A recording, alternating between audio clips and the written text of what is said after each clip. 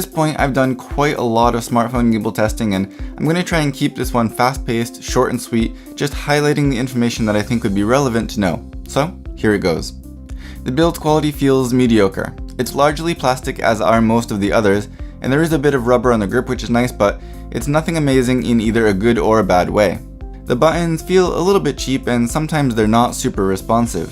Also, you need to double tap to start recording, and sometimes it only registers one of those taps and takes a photo instead. This isn't the most intuitive way to do it, and it can't be done by touching the button on the screen either.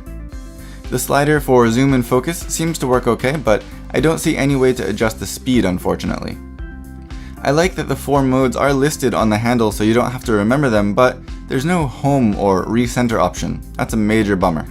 The motors themselves do feel incredibly weak, even with the strength settings on high. This particular point reminds me a bit of the Feiyutech Gimbal 2, and doesn't mean you're not going to get good footage, it just means you're going to have to be a bit more careful. On that note, it's really sensitive to awkward angles and things like the jerk pan movement that I've talked about before. You'll definitely need to learn the limits in terms of what angles you can hold it at, and be very aware of that while using it. It also seems to get kind of off horizon when panning it quickly or holding it at certain fairly common angles, even in full lock mode. I don't mean that it's off calibration wise, it just gets thrown off while using it and then returns to normal. This kind of builds on the issue with the awkward angles that I mentioned, but full follow mode is also really not as smooth as I've seen on some other gimbals. The tracking works pretty good. It has face detect with some different options like watching for 2 people and then taking a photo once it detects them. It's a bit confusing how to turn off the automatic photo taking mode though. I think they could rework this to make it a bit easier to use.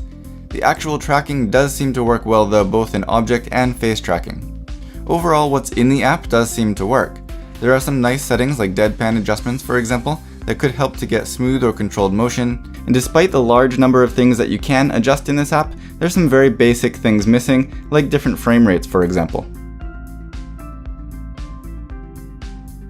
Time-lapse doesn't have a lot of controllable settings, but motion lapse works pretty well, and with moderately detailed settings that you can adjust. They do also have a track lapse option, which is fairly unique. This app saves the photos and videos straight to your camera album, which saves time afterwards, and it connects easily enough. It hasn't crashed on me either. You can also connect this gimbal by Bluetooth straight to your phone to use it to some degree together with other apps like Facebook or your phone's native camera. There's a battery life meter on the side which actually works even without completely turning on the gimbal, which is cool. The LEDs do bleed into one another a bit though, so it can be a bit unclear when you're looking at it, but it is nice to have this. There are ports for power in and power out on the side, and this is the first time that I've seen the power out that doesn't look like it's meant to charge your phone during use. They advertise it as a power bank, which does still mean that you can charge your phone with it, but it's not meant to be used while filming. The battery itself has around a 12-hour life, which is fairly generous. You can rotate the clip vertically here, of course, clicking into position at a few different angles for some unique possibilities. There's also a screw mount on the clip if you want to attach something here. However, I don't really see this being overly useful since most accessories will be too awkward or heavy and throw off the balance too much. It has 360-degree pan rotation, but it's a little strange that it's not actually continuous. It will stop at 640 degrees. This will be more than enough for pretty much any use though, so don't worry about it. The case is small and nice enough, but again, it's nothing special or stand out compared to the others, except for the Zhiyun Smooth 4, which doesn't come with a case. So, being completely honest, I feel very similar to this as I did with the Feiyutech Gimbal 2.